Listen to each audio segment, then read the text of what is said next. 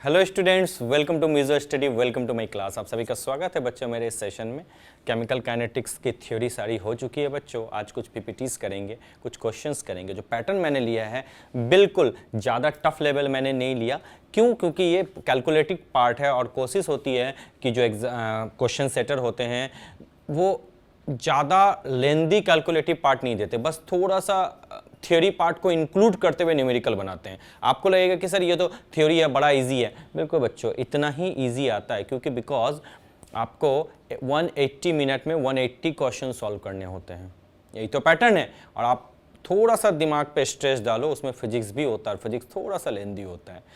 सो जितना theory part को implement करके हम कैलकुलेशन कर सकते हैं, इस टाइप के क्वेश्चनों पे आपका ज्यादा कमांड होना चाहिए, ज्यादा होल्ड होना चाहिए। Clear to you? Yes sir. चलो बच्चों, अब स्टार्ट करते हैं कुछ क्वेश्चंस। ठीक है, चलो माय फर्स्ट क्वेश्चन बिल्कुल बेस लेवल से क्वेश्चन है। बताओ क्या है क्वेश्चन। गिवन है, it is given here that is 2A2 plus B2, it gives 2A2B। Yes sir.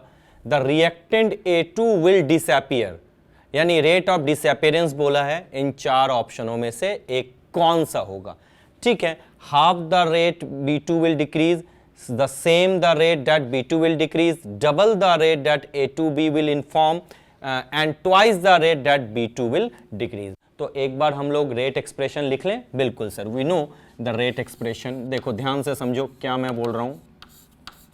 Rate expression क्या होता है बच्चों? मैं लिखता हूँ A2 के आगे क्या है बच्चों, जल्दी से बता दो। 2, तो क्या लिखोगे?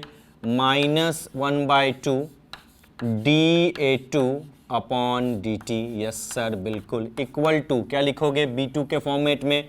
Yes, minus dB2 upon dt। ठीक है, क्या कोई प्रॉब्लम है? नहीं। यही तो हमें एक्सप्रेशन लिखना है। माइनस का साइन क्यों लगाया? सर रेट ऑफ डिसअपीयरेंस है। अच्छा, इसको मैं ऐसे तो लिख सकता हूँ। Yes sir, minus dA2 upon dt is equal to 2 minus dB upon dt। बहुत अच्छी बात है, इस चीज़ को आप थोड़ा सा समझ लो। अच्छा, अब आप क्या देख रहे हो? यही तो है rate of disappearance of A2, और B2 के लिंकअप में क्या है? यहाँ B2 लिख दो। आप देख लो ट्वाइस है, ये क्या है? Rate of disappearance of B2। तो क्या कोई रिलेशन दिख रहा है? देखो तो, half the rate of B2 will decrease, half तो नहीं है। अच्छा, सेम भी नहीं है।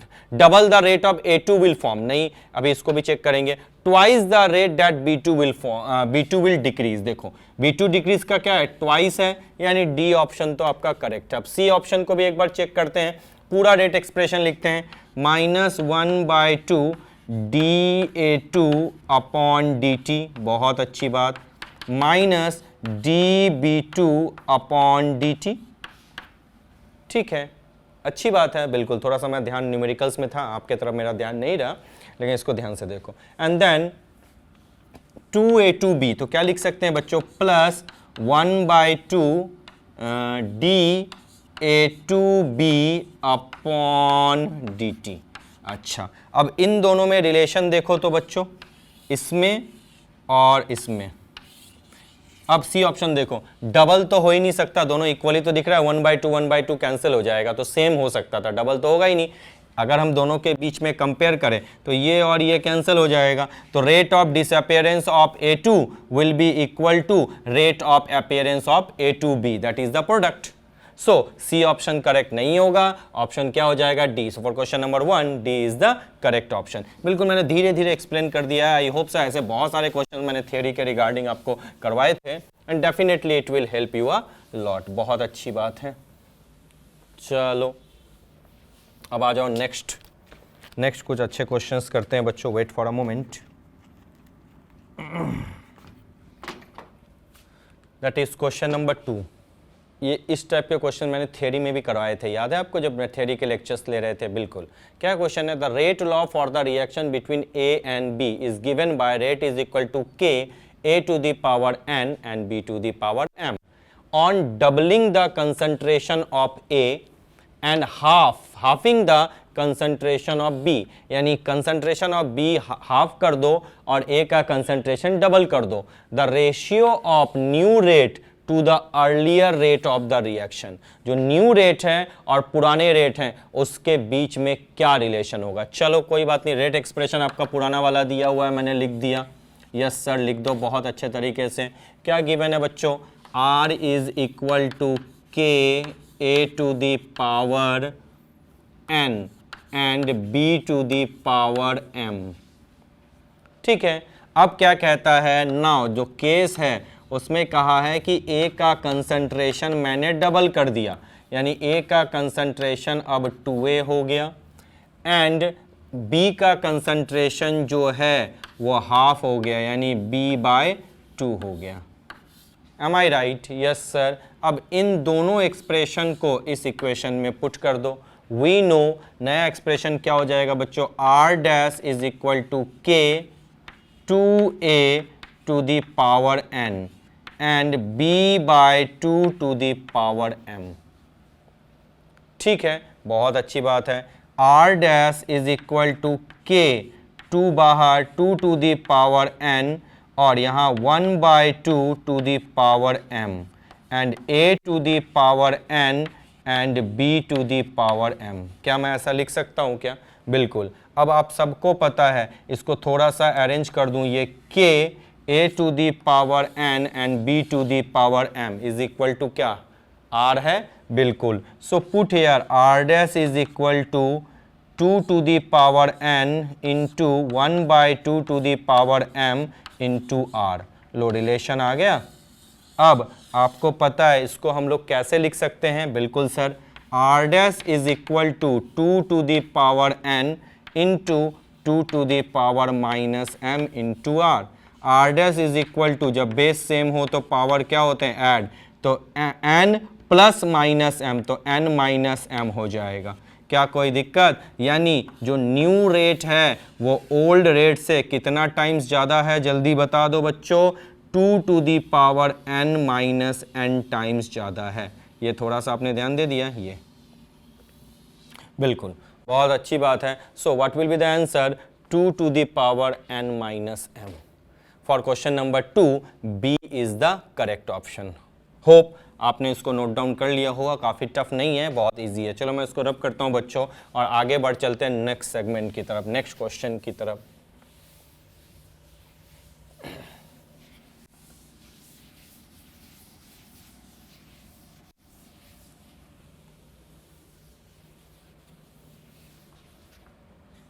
Now the next one is question number 3. Now what is given in question number 3, listen carefully. In general, with every 10 degree rise in temperature, the rate of reaction becomes what? आपको मैंने ये एकदम theory है, आपको पता है कि जो टेम्परेचर कॉफिशिएंट का मैंने रिलेशन बताया था, क्या बताया था, पर 10 डिग्री राइज इन टेम्परेचर जो रेट ऑफ रिएक्शन होगा वो क्या हो जाता है, जल्दी बता दो, डबल। कैसे याद करो, KT2 अपॉन KT1, क्या इसी को तो स्पेसिफिक रिएक्शन रेट बोलते हैं? Yes, 2 to the power T2 minus T1 upon 10। माना कि पहला कितना था, 10 डिग्री था, 10 डिग्री राइज हो गया, यानी अब क्या हो गया, 20 डिग्री हो गया, यानी ये क्या है आपका T1 है और ये क्या है आपका T2 है। Am I right? Yes sir. अब पुट करो सीधा सीधा, KT2 upon KT1 is equal to 2 to the power 20 minus 10 upon 10। क्या कोई प्रॉब्लम है? नहीं। हम क्या सॉल्व करके देखते हैं, KT2 upon KT1 is equal to 2 to the power 10/10, यानी क्या हो जाएगा, 2 टू दी पावर n। तो finally what we achieve, KT2 upon KT1 is equal to 2 to the power 1। 2 to the power 1 मतलब क्या होता है, जल्दी बता दो बच्चों, 2 टू दी पावर 1 मतलब होता है 2, यानी जो पर 10 degree rise in temperature rate क्या हो जाता है, 2 टाइम्स ज़्यादा हो जाता है, यानी डबल हो जाता है। क्या कोई दिक्कत? अच्छा, इसमें कहीं कहीं बुक में दिया रहता है 2 to 3 टाइम्स होता है, लेकिन जब न्यूमेरिकल सॉल्व करते हैं ना बच्चों, तो सिर्फ 2 को लेके हम सॉल्व कर देते हैं, तो आंसर क्या हो जाएगा, just double. That is for question number 3, B is the correct option. Am I right? Yes sir, you are absolutely right and ये बिल्कुल up to the mark है. Now I'm going to rub this part. एक बार मैं इसको rub करता हूँ और कुछ नए क्वेश्चन की तरफ बढ़ते हैं.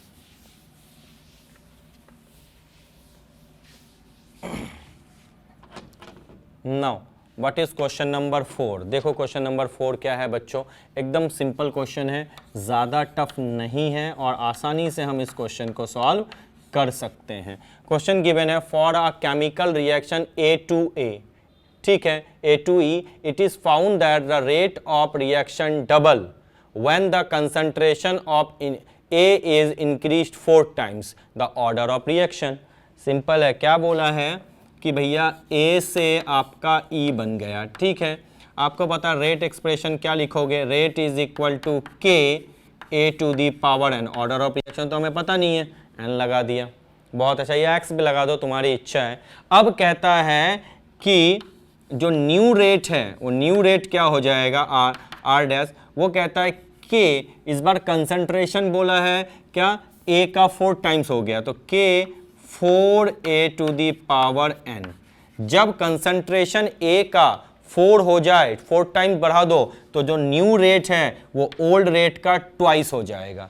यानी ओल्ड रेट अगर मैं लिखूं R is equal to K A to the power n, तो जो न्यू R डैश है, R डैश का एक्सप्रेशन क्या है, K 4 बाहर निकाल दूं, 4 to the power n into A to the power n. तो जो ये R डैश है ये पुराने वाले का कितना हो जाएगा, 2 टाइम्स. तो क्या R डैश के जगह मैं 2R लिख सकता हूँ क्या, बिल्कुल लिखो सर. तो लिख दिया, इस जगह पे मैंने R लिख दिया और इस जगह पे मैंने लिख दिया 2R. 2R is equal to K A to the power n and 4 to the power n. Am I right? Yes sir, you are absolutely right. अब मैं इनको डिवाइड कर देता हूँ, लिखता हूँ R डैश यानी 2R अपॉन R, ठीक है जी, बिल्कुल, इज इक्वल टू क्या लिखेंगे, K A to the power n, और इसको क्या लिख सकते हैं, 2 टू दी पावर 2n लिख सकते हैं, क्योंकि 4 को हम लोग क्या लिख सकते हैं, 2 का square to the power n. तो क्या लिखेंगे, 2 to the power 2n. Yes sir, definitely you can write. चलो ये और ये कैंसिल हो जाएगा, 2 बचा. अच्छा, यहाँ डिवीजन में भी तो आएगा K A to the power n, R का एक्सप्रेशन, बिल्कुल. अब देखो ये और ये कैंसिल हो गया, बहुत अच्छी बात है. उसके बाद बचा क्या, 2 टू दी पावर 2n. इस पे कुछ नहीं है तो क्या लिखोगे, 1. जब बेस सेम होंगे तो पावर इक्वल, यानी 2n इज इक्वल टू 1 हो जाएगा और n इज इक्वल टू हम क्या लिखेंगे बच्चों, 1/2. तो बोलो ऑर्डर ऑफ रिएक्शन क्या आया बच्चा, 1/2. So what is the answer here, that is C is the correct option. फिर से बता दूं, क्वेश्चन नंबर 4 के लिए क्या आंसर होगा, C is the correct option. बहुत अच्छी बात है. चलो मैं रब कर देता हूं बच्चों और आगे बढ़ चलते हैं न्यू क्वेश्चन की तरफ. आगे आपको समझ में आई, होप सो. ये बिल्कुल ईजी चीजें हैं. क्वेश्चन मैंने बिल्कुल सिंपल, ज़्यादा टफ नहीं लिए हैं, बिल्कुल बेसिक लेवल से ग्राउंड लेवल. यही 10 क्वेश्चन आएंगे. I am not giving you surety but it will help you a lot in your upcoming examination. Question number 5 पे आ जाओ. For a zero order reaction, बोलो कौन सा ऑप्शन सही है. अच्छा याद करो, मैंने पढ़ाते वक्त जनरल एक्सप्रेशन बताया था. क्या बताया था जनरल एक्सप्रेशन, कि half life period of any order reaction is equal to an-1. यही तो बताया था. Yes sir. n मतलब क्या होता है, जल्दी बता दो बच्चों. n मतलब होता है order of reaction. Am I right? Yes sir. ये n मतलब होता है ऑर्डर ऑफ रिएक्शन. अब पूछता है जीरो ऑर्डर रिएक्शन के लिए, तो आपको पता है फॉर जीरो ऑर्डर रिएक्शन, अगर रिएक्शन आपका जीरो ऑर्डर का है बच्चों, तो आपको पता है n की वैल्यू क्या हो गई, 0. पुट कर दो इस जगह पे. T half is directly proportional to 1 upon A to the power 0 - 1. T half is directly proportional to A. 0 - 1 क्या होता है, 1 अपॉन, इसको क्या लिखेंगे, 1 upon A to the power -1. ये ऊपर चला गया तो A ही तो हुआ. Yes sir. So T half is directly proportional to A.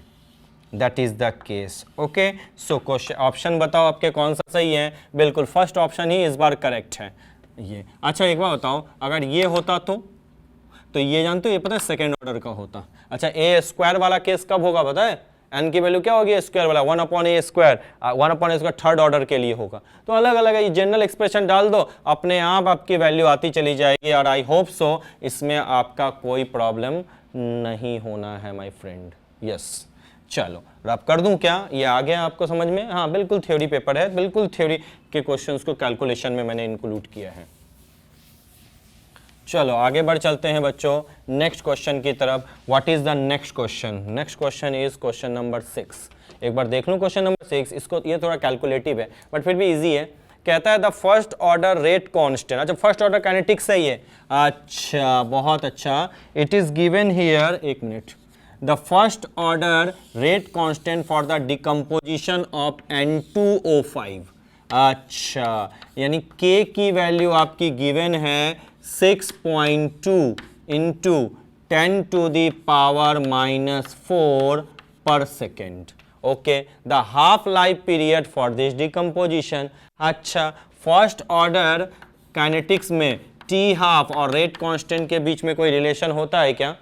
Sir मैं तो भूल गई या मैं तो भूल गया। नहीं बिल्कुल हो सकता है। We know T half is equal to 0.693 upon K, that is 0.693 upon 6.2 into 10⁻⁻4। बहुत अच्छी बात है। अच्छा क्या हो जाएगा जल्दी बता दो, 0.693 अपॉन 6.2 इंटू 10⁻4 होगा क्या? बहुत अच्छी बात है। इसको क्या करता हूँ, 1 2 टोटल 4 जीरो हो गए।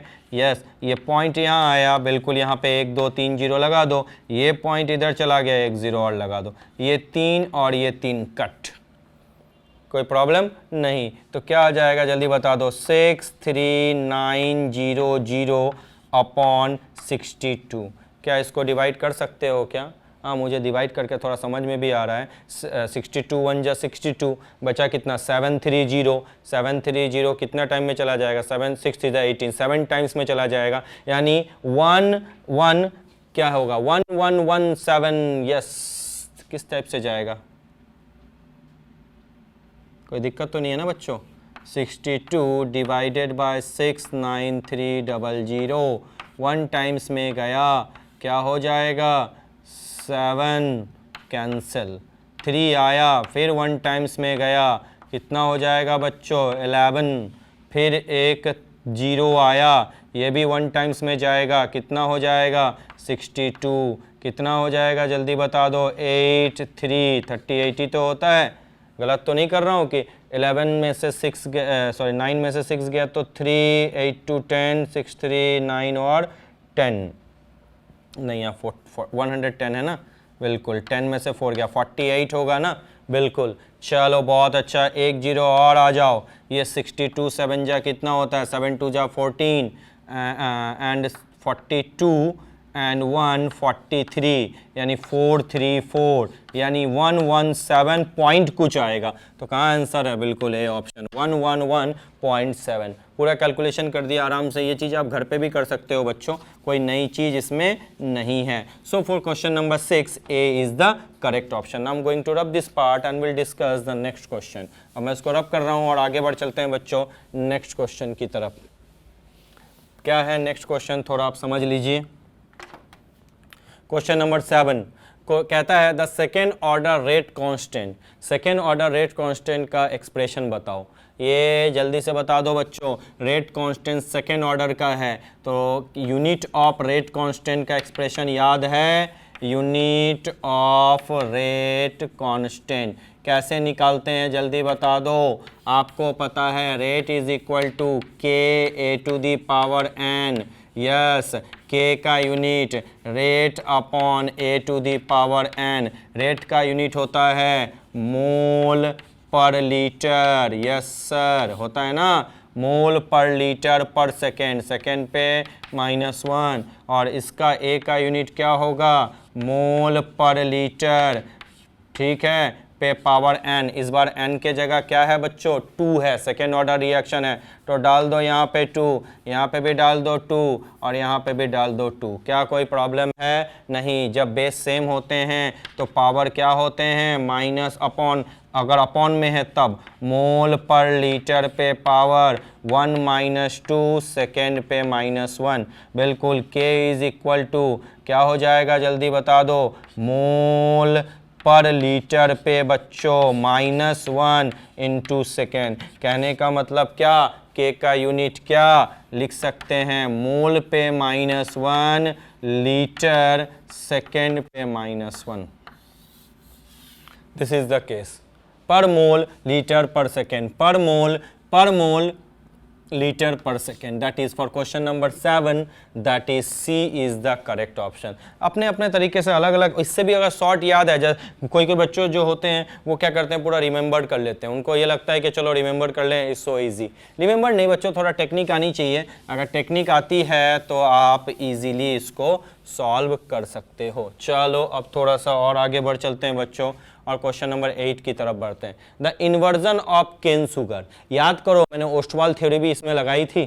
क्या बताया था कि कोई रिएक्शन दिखने में कैसा लगता है सेकेंड ऑर्डर का, अगर मैं इसको लिखूं R इज इक्वल टू के, जनरली देख के C12H22O11, ठीक है, इंटू H2O, तो कुछ नहीं है, इसके ऊपर 1 इसके ऊपर 1, तो रिएक्शन किस ऑर्डर का दिखता है? सेकेंड ऑर्डर का। लेकिन उनमें से अगर एक रिएक्टेंट एक्सेस क्वांटिटी में हो तो क्या कहते हैं, उसमें जो कंसंट्रेशन में चेंज होता है वो नेग्लिजिबल होता है, ठीक है। इसीलिए रेट एक्सप्रेशन लिखने में जो एक्सेस में होता है उनको जनरली वाटर दिखता है आपको, क्योंकि कोई भी रिएक्शन जनरली एक्वस सॉल्यूशन से पास करता है मैक्सिमम।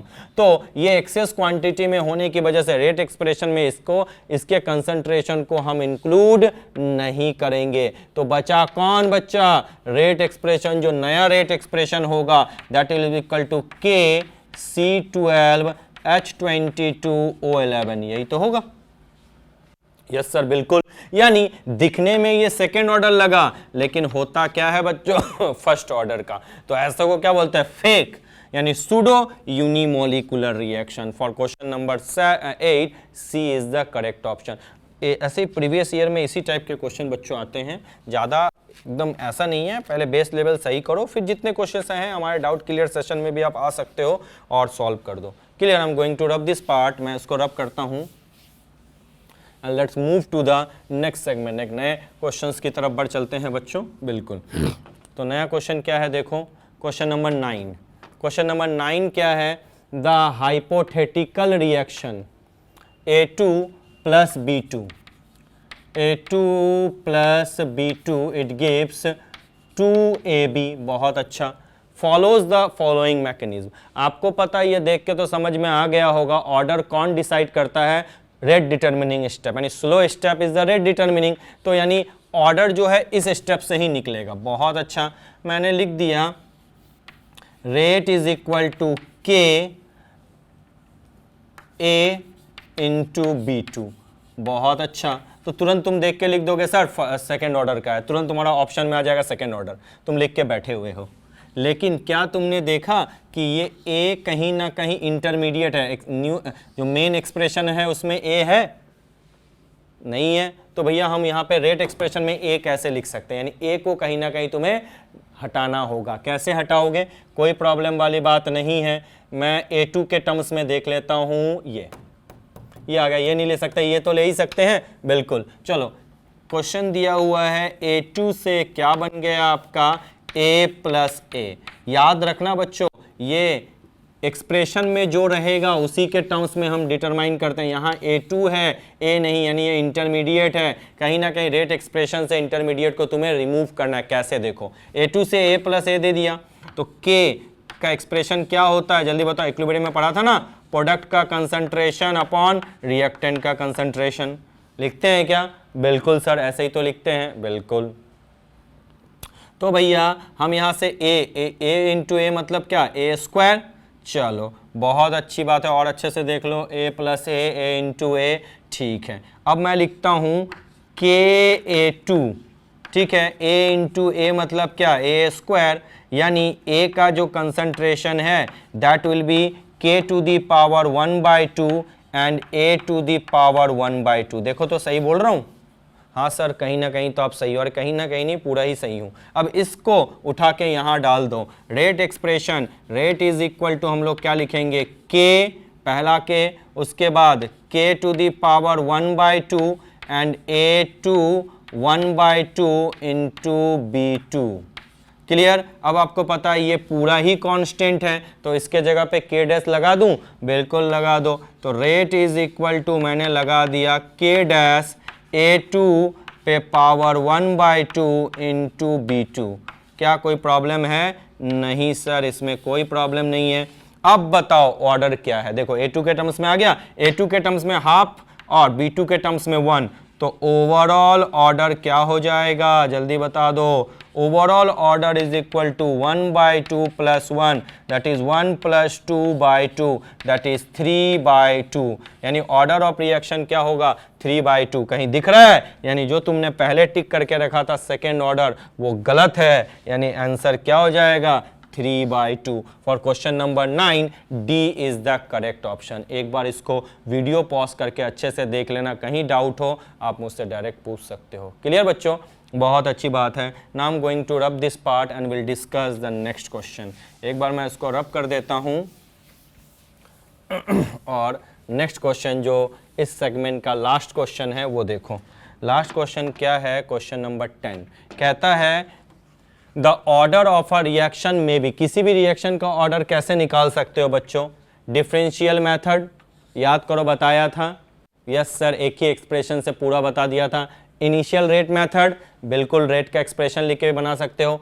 ग्राफिकल मेथड, ग्राफ भी मैंने ड्रॉ करके बताया था। यानी अगर किसी भी रिएक्शन का ऑर्डर तुम्हें निकालना हो तो तीनों मेथड आप आराम से कर सकते हो। यानी ऑर्डर निकालने के लिए all 3 method are valid. So for question number 10 D is the correct option. Am I right? Yes. For what I'm telling, for question number 10, D is the correct option. Now I'm going to rub this part and let's move to the next one. एक बार थोड़ा सा review कर लेते हैं बच्चों, थोड़ा समझ लो, फिर से देख लो। क्वेश्चन नंबर 1 का ऐसे क्या है, D is the correct option. बिल्कुल सही बता रहा हूँ ना। क्वेश्चन नंबर 2 का क्या है, बी ऑप्शन। बहुत अच्छा। क्वेश्चन नंबर 3 बताओ जल्दी से, बी ऑप्शन डबल होता है। क्वेश्चन नंबर 4 का बताओ जल्दी से, मैं तो भूल ही गया, A2A डबल होगा। यानी कौन से ऑर्डर का रिएक्शन था, याद आया? A2E रिएक्शन क्या होता है, डबल होता है, कंसंट्रेशन 4 टाइम्स। इसका सॉल्व करके बताना होगा। आई होप से सॉल्व कर दें, मेमोराइज मेरे में भी नहीं होता। ठीक है, इसको भी आप कर सकते हो, बहुत अच्छी बात है। नेक्स्ट अगर मैं जाऊं तो मैं बोलूं क्या होगा इसका एक्सप्रेशन, आपको पता है a to the power n-1, A is the correct option. इसका क्या होगा, ए ऑप्शन। इसका क्या हो जाएगा 7 का, जल्दी से बता दो, पर मोल पर लीटर पर सेकेंड। गलत बोल रहा हूं क्या? नहीं, पर मोल लीटर पर सेकेंड, यानी सी करेक्ट ऑप्शन है। बहुत अच्छा। डी का बता दो, अरे गलत टप गया, सी करेक्ट ऑप्शन है। ठीक है, तो क्या है, बल्कि जस्ट एक बार रिवीजन कर रहा हूं। 9 का क्या ऑप्शन हो जाएगा, जल्दी बता दो, 3/2, एंड 10 का क्या ऑप्शन होगा, ऑल ऑफ दिस। तो ऐसे छोटे छोटे क्वेश्चंस को आपको अच्छे से कर लेने हैं बच्चों, कहीं कोई प्रॉब्लम वाली बात नहीं है। मैंने टेक्निक सिखा दी, रिवीजन भी कर दिया। कहीं कोई डाउट हो you can easily ask me. तो बच्चों समय आ चुका है, आपसे विदा लेने का time has come to say bye bye, thank you so much.